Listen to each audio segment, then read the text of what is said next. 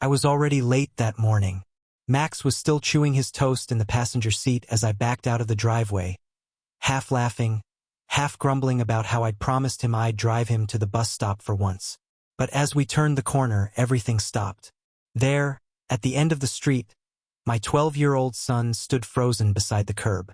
Facing him was a woman in a tailored pantsuit, jabbing her finger toward his face like she was scolding a criminal. Even from 50 feet away, I could see the fear in my boy's eyes. He clutched his backpack to his chest like a shield. "You don't belong here," the woman snapped. "This is a private neighborhood stop. I'll call security if you don't show proof of residence." Her voice cut through the quiet morning like glass breaking.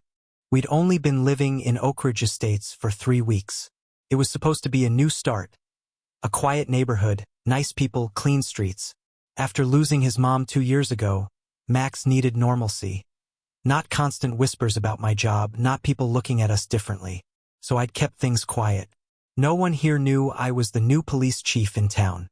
That morning, I almost wished I'd told them. I eased the car to the curb and watched her. Blonde bob, gold HOA President pin gleaming like a badge.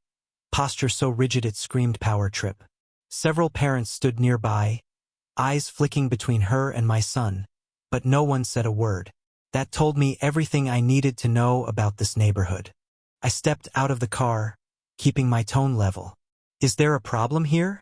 She turned, lips pursed, unimpressed. "I'm handling a situation," she said. "This child claims he lives here, but I've never seen him before. We've had outsiders trying to use our facilities." Facilities. She meant the bus stop. I took a breath, forcing calm. "Ma'am, this is my son. We moved into 478 Maple Drive 3 weeks ago. He's waiting for his bus, same as every other kid here." Her chin lifted higher. "Well, everyone knows the HOA bylaws require new residents to register before using community spaces. That includes the bus stop." She smiled smugly. "I don't make the rules. I just enforce them." Max looked at me, confusion and fear in his eyes. "Dad, did I do something wrong?"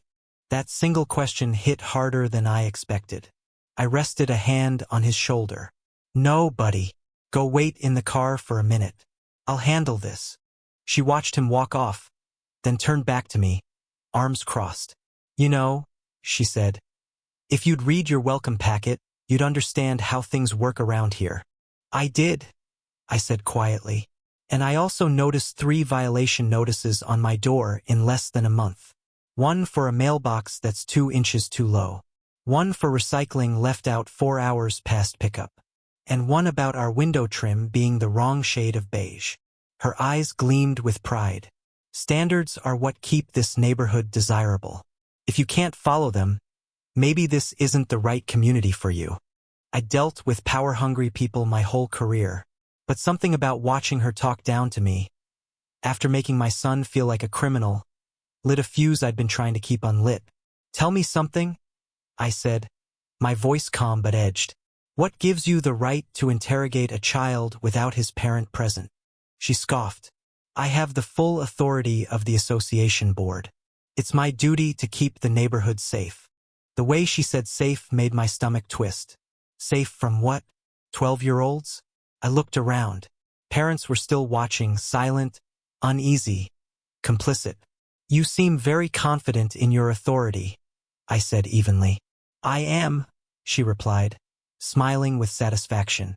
"Then you won't mind showing me the bylaw that says you can interrogate minors?" Her smile faltered for half a second, then returned. "If your son had identification, there wouldn't be an issue. That was it. Enough pretending." I reached into my jacket, slowly, calmly, and then I showed her my badge. "Chief Thomas Reynolds," I said. "Ridgemont Police Department. I believe you just harassed a 12-year-old at a public bus stop." The change was instant. Her posture collapsed, her confidence evaporating like air from a popped balloon. "Chief, oh my goodness, I didn't know." "That's the problem," I said quietly.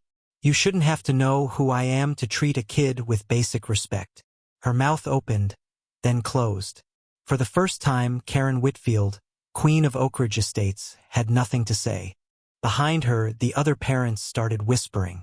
A few stepped closer, curiosity and relief mixing on their faces. One woman spoke first. "She did the same thing to my daughter last month." Another father chimed in. "She banned my lawn guys for parking in my driveway." A third added quietly. "She fined my elderly mom because her garden hose was visible from the street." Karen's face turned crimson. She tried to speak, but every word was drowned by murmurs from the crowd. Finally, unafraid, I turned to them. "If any of you have experienced similar harassment, you can file a formal complaint with the board or the police department. No one here is above accountability." Karen's lips trembled. "You can't seriously think this requires police involvement?" "Oh, I do," I said calmly. "Harassment, intimidation, possibly impersonating a security officer." Her jaw fell open. "That's ridiculous." "No," I said.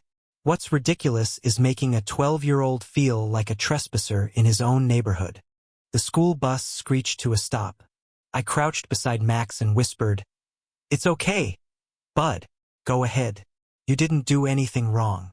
He nodded, but I could still see the confusion in his eyes, the kind of confusion that only happens when a kid realizes adults can be bullies too.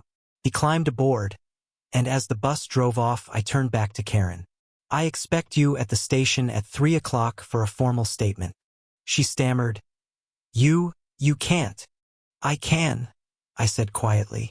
"And I will. Harassing minors is not part of your HOA duties."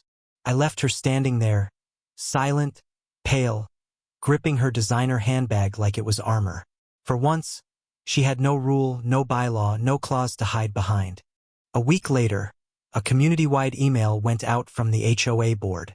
The wording was careful, but the meaning was clear. Effective immediately, Karen Whitfield has voluntarily stepped down from her position as HOA President and Community Standards Chair. It also mentioned that, following multiple formal complaints, she'd been fined $2,000 for harassment and required to complete 40 hours of community service. And for the first time since we moved in, the HOA actually sounded human. They promised to review all policies to ensure fairness, inclusivity, and respect among residents. Neighbors I'd barely met before started waving when I passed by. One even dropped off cookies with a note that said, "Thank you for standing up to her." Apparently, Karen's rule had lasted 7 years, and not one person had ever challenged her. Until that morning. The next morning, the street was quiet again. Same bus stop, same sunlight.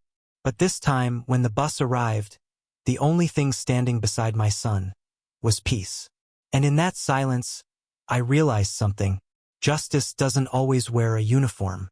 Sometimes it looks like a father who refuses to stay quiet, not for himself but for his child.